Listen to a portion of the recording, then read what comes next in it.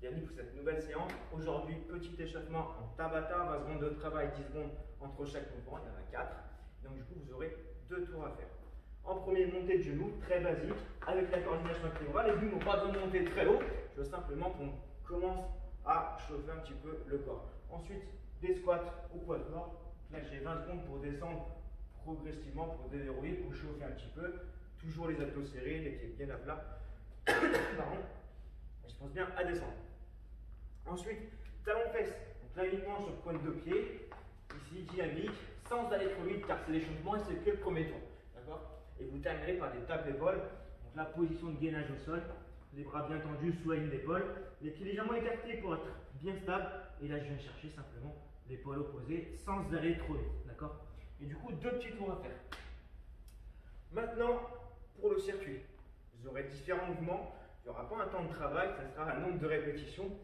Comme d'habitude, il y aura 4 tours. Vous prendrez bien la petite pause de 10 secondes à peu près entre chaque mouvement. Et entre chaque tour, pas plus d'une minute. D'accord?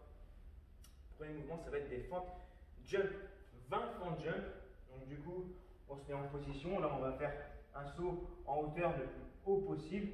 Et direct, je viens changer de jambe. Toujours le genou qui vient descendre au sol. Si jamais vous ne pouvez pas faire les jumps, vous prenez de la charge. Vous prenez une bonne charge, du coup vous faites 20 fentes en alternée, 10 droite, 10 gauche. Ensuite, vous allez faire du soulevé de terre. Donc là, vous récupérez une charge. Moi, j'ai un kettlebell. Si vous avez, même si c'est juste un sac à dos ou un pack d'eau ou une barre, parce que vous avez du matériel, c'est très bien. Le mouvement reste le même. Alors, vous aurez 20 répétitions à faire aussi. Et là, par contre, vous aurez une demi-rep à faire, c'est-à-dire que du coup, on va reprendre la position de base, les pieds sous les hanches. Je déverrouille les genoux, je peux venir légèrement fléchir, moi je préfère plus tendu, mais on fléchit, une demi, plus une rep entière, ça fait 1, d'accord? Ensuite, je repars sur une demi, une grande à nouveau, et là j'aurais fait 2 répétitions, d'accord? Et ainsi de suite, du coup, jusqu'à 20. C'est bien être propre, le dos doit vraiment rester le plus droit possible, les abdominaux bien engagés, bien serrés. Ensuite, vous aurez 20 squats avec, en position basse, une petite montée sur pointe de pied. Je m'explique. Alors, vous faites votre squat tout basique, les pieds à peu près largeur de hanche, plus si nécessaire, bien à plat. Je me mets en squat, là hop, je bascule pointe de pied et je redresse. Je remonte, j'ai fait une rep. Je redescends, pointe de pied et je remonte.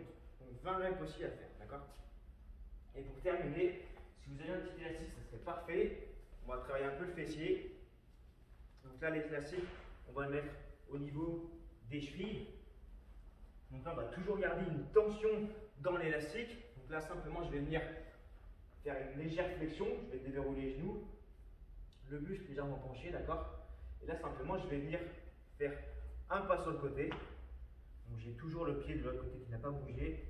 Je reviens, il passe derrière, mes hanches n'ont pas bougé. Je suis toujours bien aligné, bien de face. Et je reviens. Donc pareil ensuite de l'autre côté, tac, tac.